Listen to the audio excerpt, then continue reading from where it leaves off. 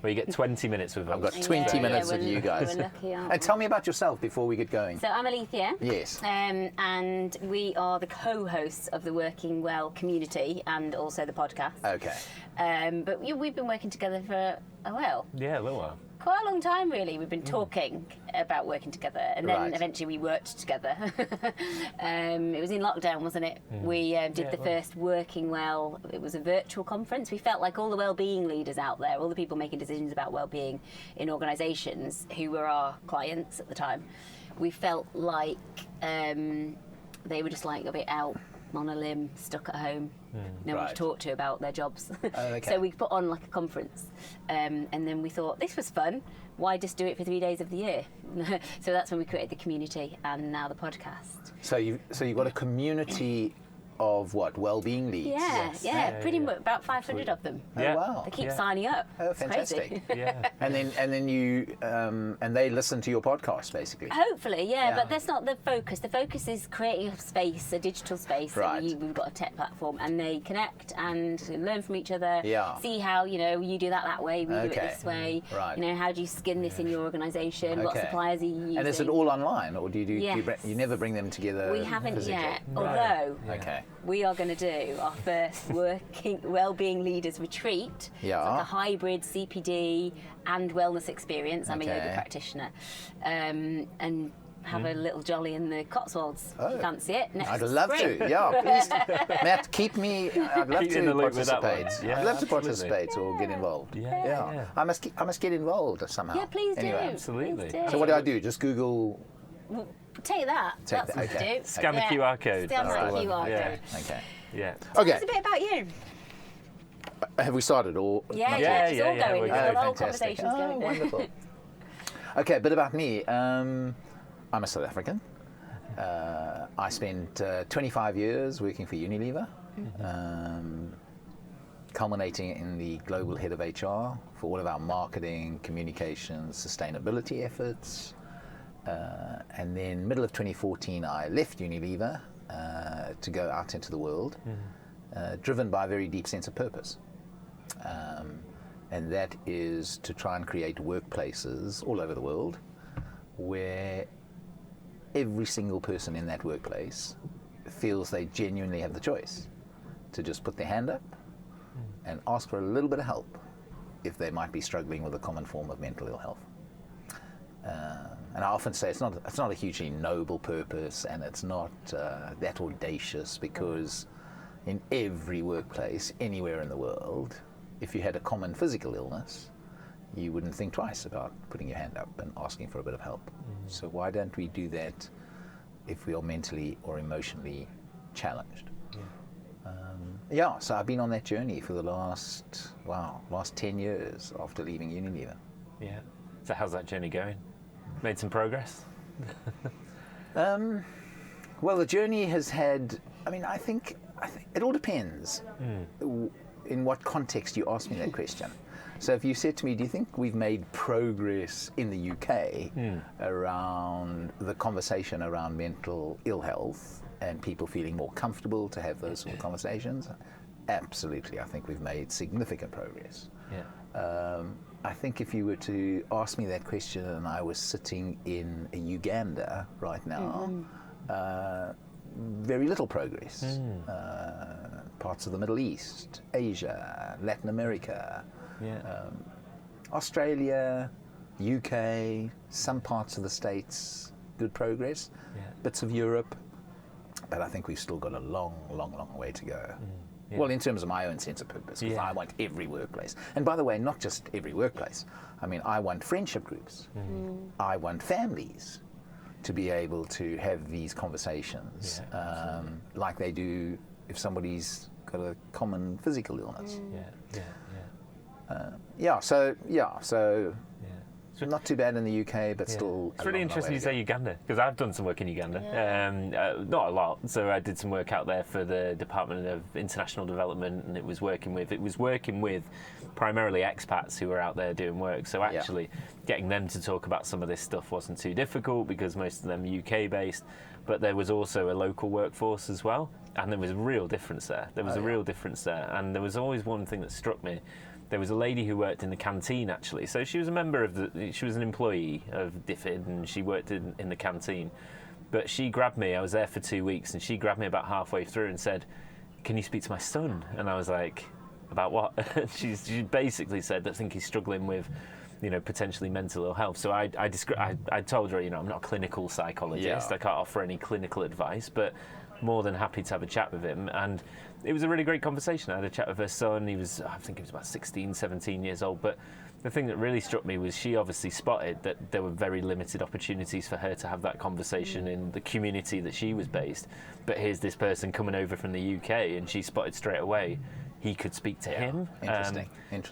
So what that tells me, and that this is anecdotal and it's one bit of evidence, but the motivation's there, but the opportunities maybe aren't. I don't know. Yeah. And we've got to build those. But Yeah, absolutely. how do you do that globally?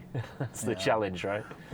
Well, what I found over the last 10 years, I've had all sorts of insights, but probably the biggest insight has been the most powerful lever of normalizing the conversation around mental ill health is storytelling. Is storytelling. And, if we could find a way of really encouraging storytelling around the world, where people feel ready to, supported, got the right permissions, maybe had a bit of coaching, but are ready to feel safe to start telling their stories, it really does begin to normalize it all. So have you seen some examples of that? For example, within an organisation that you've worked with, where... Well, it goes back to, I co-founded a charity called Minds at Work. Got you. And unfortunately we had to close it down a couple of, I suppose, almost a year ago. But it almost had, I think, run its course in terms of, the purpose of the charity here in the UK was to equip and inspire individuals to go back into their workplaces and get this conversation going around mental health and mental ill health. And I remember us running an event quite early on. We used to do that by having sort of 4 events a year. We'd bring people together, and hopefully people would listen to the speakers and feel inspired and equipped to go and do something about it. And we had an event, managed to get 7 or 8 really senior leaders from different organizations, whether that was HSBC, whether it was Herbert Smith Freehills, some senior partners, Barclays, so there are some organizations out there that really have, particularly here in the UK, that have encouraged storytelling and are seeing some significant progress around normalizing the conversation. But it's, but as I always say, I still think we're still at base camp of Everest. We're at base camp of Everest.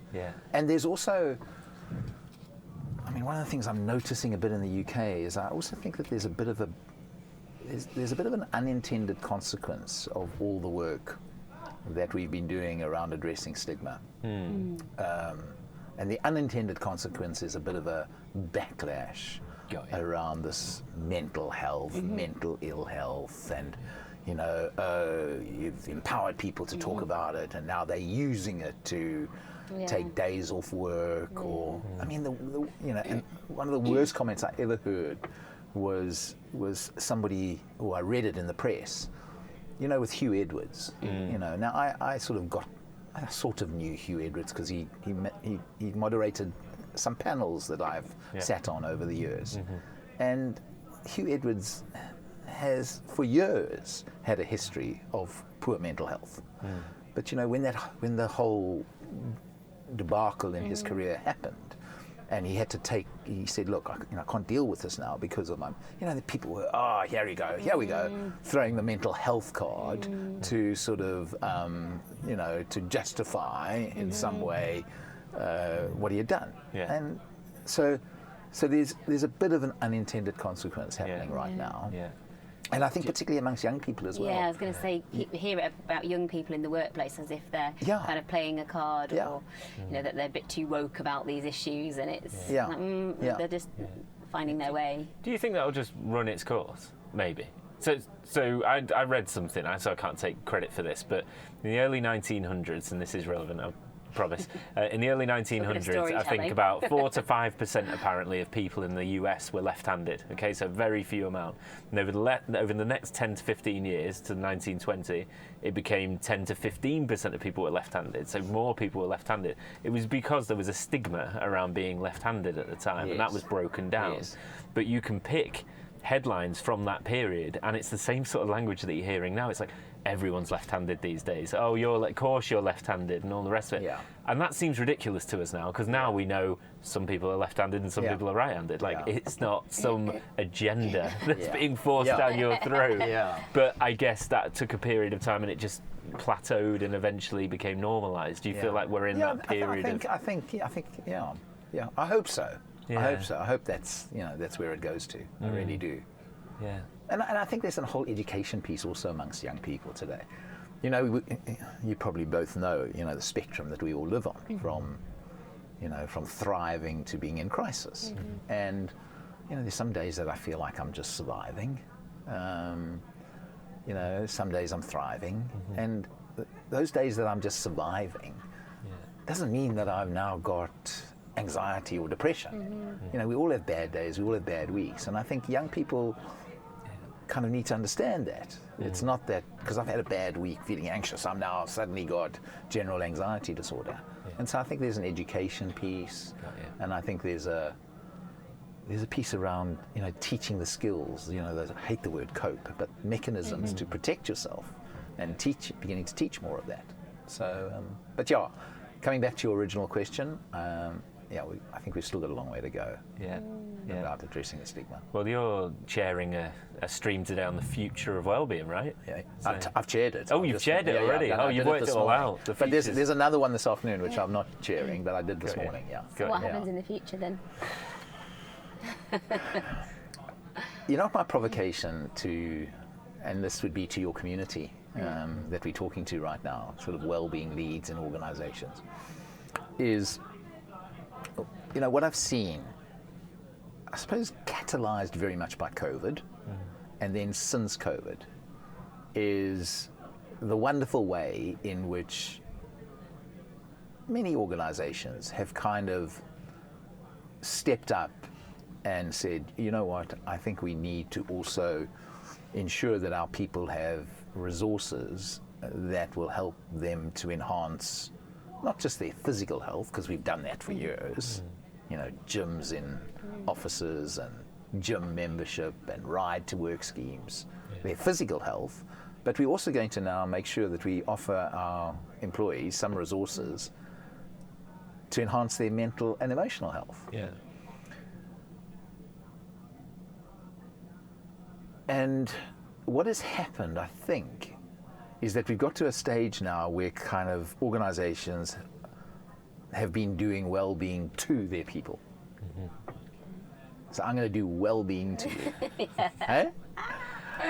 So I'm going to make sure you've got all these resources. Now go off and sort out your well-being. Well, I think the time has come, and this is what I think is a really exciting journey, for the well-being industry, is how do we now start to do well-being to the organization? Yeah. To the organization. So let's not have any more well-being weeks. Okay. Let's not have any more well-being days. Let's just start really, really working in a systemic way to shift the culture of an organization. And I think that for me could be really exciting for well-being leads together with the HR lead to now say, you know what, can we through some systemic interventions move from the focus on the individual to now really focusing on the organization? And what are those levers that we are going to begin to pull that begins to create a culture where people thrive, where people's performance can be sustained in organizations. And that, I think, is exciting. And you know, for me, it's about culture change. And cultures don't change overnight. You know, it takes time, it takes thoughtful interventions to slowly begin to shift the behavior of organizations. It's almost like we need a kind of a truthometer on the organisation itself. Like you could even have an organisation full of quite healthy people, but does that still properly reflect on the organisation's health? Because it's not just about the employees; it's about the health of the whole ecosystem that's attached to the organisation. And are we being true about how we measure that? Well, I mean, I love the fact that you've brought up this concept of measurement, because again, that's another one of my bugbears. You know, we measure what we treasure, don't we? I mean, at the end of the day, I mean, you talk to any finance director or any chief financial officer. I mean, organizations measure what they treasure, whether if it's in safety, whatever the case might be. But we aren't measuring employee well-being in what I would call a more scientific, evidence-based way. Right. So we're doing it through engagement surveys, and we have an engagement survey, and in some of the, in the engagement survey will be 2 or 3 questions around, does the line manager care for your well-being? And I just don't think that's good enough. And also, at the end of the day, an engagement survey is measuring. It's measuring your willingness to go the extra mile for that organization. It's measuring how proud I am to work for that organization. What it doesn't measure is how able are you to go the extra mile. And when I was with Unilever and what got me on this whole journey is, I didn't mention earlier, but I got very sick with depression in 2008, and I slowly recover, and I spent another 6 years working there, but I lose a friend to suicide in 2012.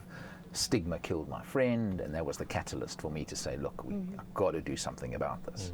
Because the only thing that kept me alive was my ability to talk, my ability to ask for help, and experience the 2 most powerful emotions in the world, one called love and the other one called hope, which kept me alive in my darkest moments.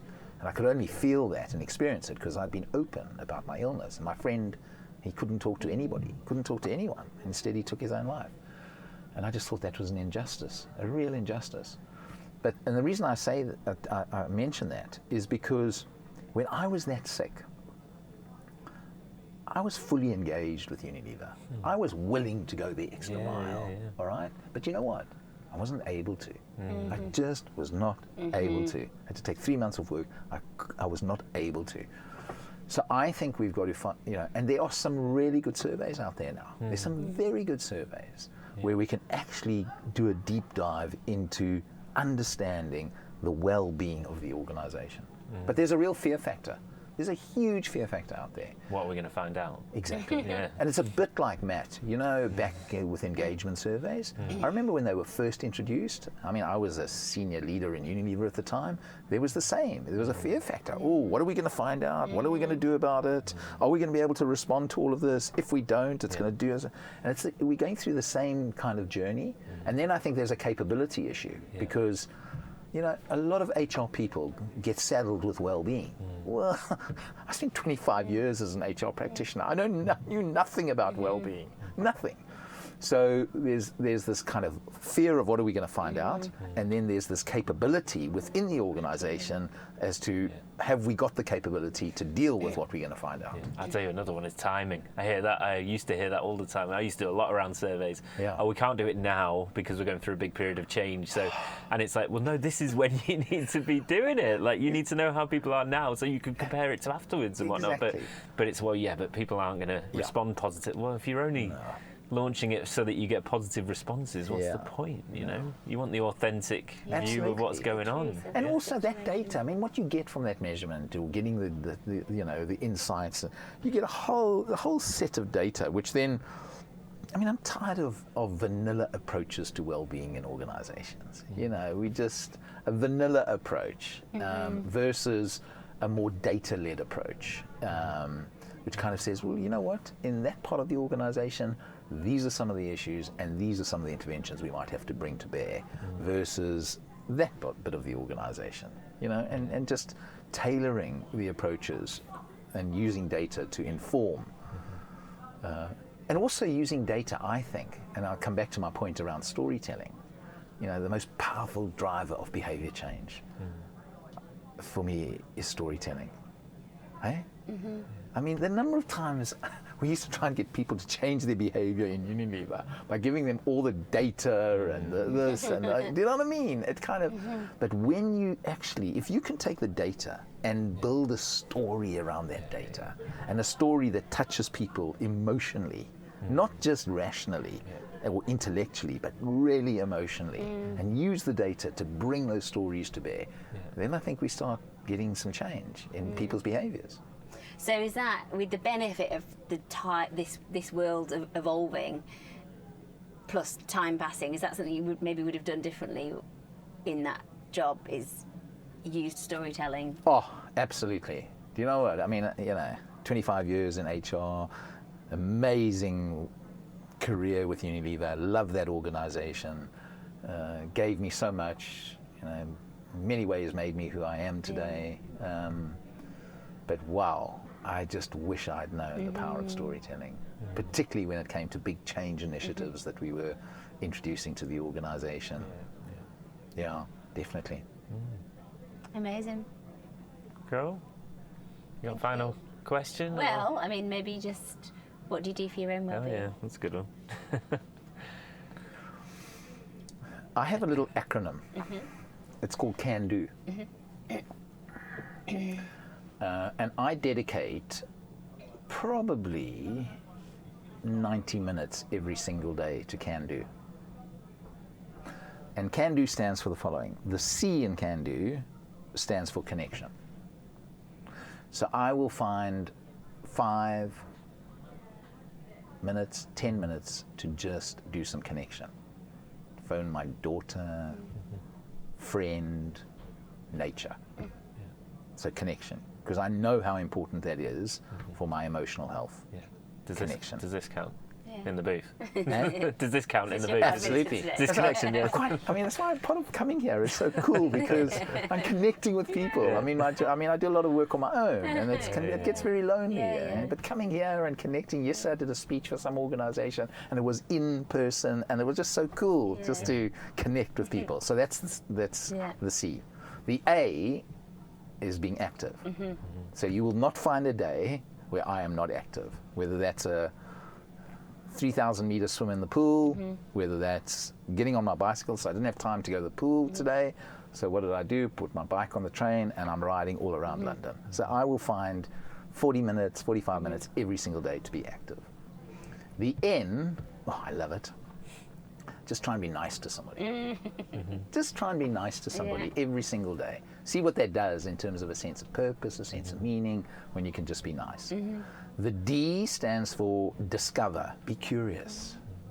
And that's why work is such an important part of our mental health, because by going to work, we learn new things, we keeping our neural pathways. You'll know this better than I do, Matt. We keep our neural pathways moving.